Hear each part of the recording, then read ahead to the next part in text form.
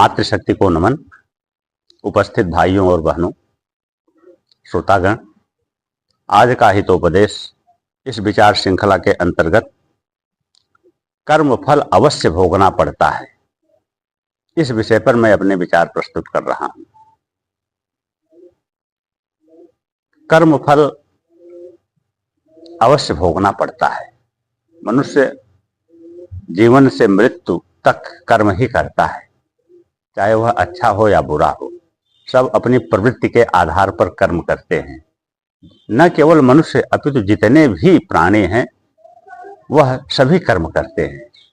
मनुष्य एक बुद्धिमान प्राणी है, इसलिए उसमें स्वार्थ की भावना अधिक रहती है।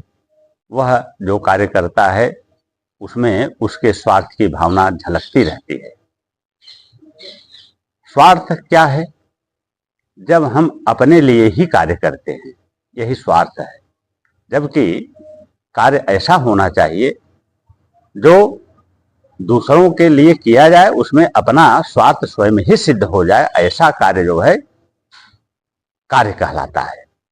गीता में भी भगवान यही कहते हैं कि मानव जीवन परोपकार के लिए मिला है। यदि हम दूसरों का उपकार करते हैं तो अपना हित स्वयं साधित हो जाता है। हमें इस बात का सदैव चिंतन रखना चाहिए। कर्म अपना फल अवश्य देता है और बिना कर्म फल का भोग किए आदमी जन्म जन्मांतर में भटकता रहता है। यदि हमें कर्म का फल इस जन्म में नहीं मिला है तो हमें इसके भोगने के लिए अगला जन्म भी धारण करना पड़ेगा। जिसके साथ हम अच्छा व्यवहार किए हैं, किसके साथ हम बुरा व्यवहार किए हैं, यह संबंध जन्म जन्मांतर तक चलता रहता है। इसलिए हमें कर्मफल को ध्यान में रखकर कार्य करना चाहिए।